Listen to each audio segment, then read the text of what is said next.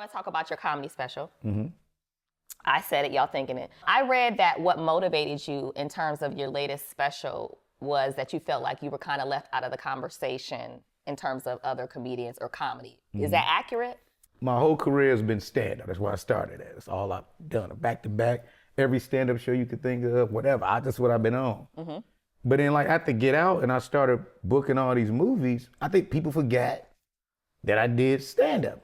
And it annoyed me, right? Because it's like, and I didn't care at first, but I'm like, until I started touring and people were like, man, we just thought, we didn't know. I'm like, wait, I did all these shows though. What are you talking? That's how I got here, you know? Right, yeah. At some point, I'm like, okay, I want to be in a conversation as one of the best doing this. And I'm like, I'm never in that conversation. Okay. And I'm like, why is that, real? I'm like, maybe because I don't tour as much. And I don't have time because I'm shooting all these movies now. Because you're so big in Hollywood. Not like that, but it's like. No, but you are an actor. I know. But then it was like, let me show y'all. And that's why I was like, okay, this special has to be different, right? This one, I had to make it bigger this time. Let me do the bigger one. And that's what, like, we did Chicago Theater. Jesse Collins produced it with me. I saw that at the end. And which Jesse's big, you know, the award shows, like Super Bowls. I'm like, cool. And I was happy he said yes. He's like, cool. And then Ali Leroy, who directed it, you know, worked with Bernie Mac directly, show ran Everybody Hates Chris, you know, he's that guy. And so, okay, let's do it big. And we did Chicago Theater, and it felt big.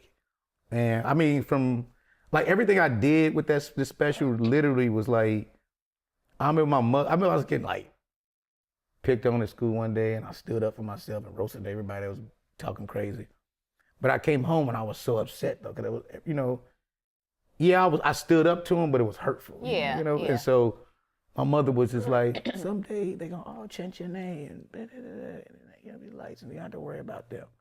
And so I remember that, which is why, like, in the beginning, I don't have a regular intro, like Give It Up for Lil Rel, it's a chant. Yeah. You know, Rel.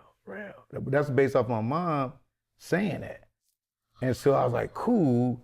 I called my homeboy, Truth. He's a producer in Chicago. Shout out to Truth. I said, man, can you give me that chant? Because the chant comes from two things. A little flip song. Flip. Mm-hmm. Game over. Flip. Flip. Flip. So, you know, we did the chant.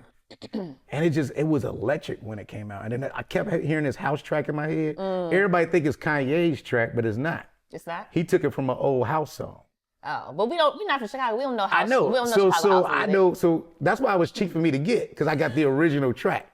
I mean, it wasn't cheap, but they didn't hit you over the head. They didn't kill me with it, because I paid for almost everything, like all the clearances, every music thing, the Lean on Me, all that had to be paid for out of my pocket. But just for doing that little bit, you had to pay for it? Because I did the song.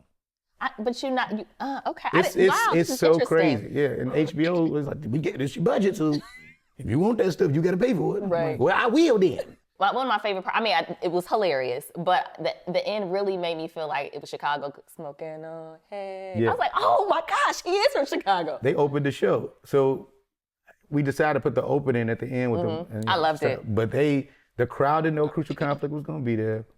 I called them. I was at a bar one day like, yo, do y'all mind opening for me? I mean, I know it sounds weird. He's like, Rel, we'll do whatever. I'm like, cool. Oh. The audience went crazy. They came out there. I did, and we were at home watching it. The energy was on 10. So by the time I got to the stage, and it was kind of tough because, you know, I have comedian friends out there, and they're like, oh, this is a big opportunity. But I'm like, no disrespect to nobody, but this is what I want to do. It's all about me. Well, they thought you should have had some comics open. Oh. So I just but it's your special. Is that typical? I had comics open my other specials. Okay. And it's typical. Most of the time I have a warm-up comic. But you just don't see that. We don't, just the audience, when we watch it at home, we just see you. We don't see the open. Well, what you try to do is most of the time is get them warm, right? And you kind of gauge where they at. Okay. What I did was Eddie Murphy had the busboy, the 1, 2, 3, 4, the 1, 2. Those cats opened up for Delirious. Oh, okay. And then Richard Pryor had Patti LaBelle open for him. After Sunset. Oh, okay. Yeah. I didn't know that. Okay. Musical act. He says it because as soon as Richard get on stage, people was just getting back to their seats because she had just performed. Right. And he kind of was like, look, I'm ready to go on stage. Right. And he talks about literally in the beginning he said, give it up for Patti LaBelle.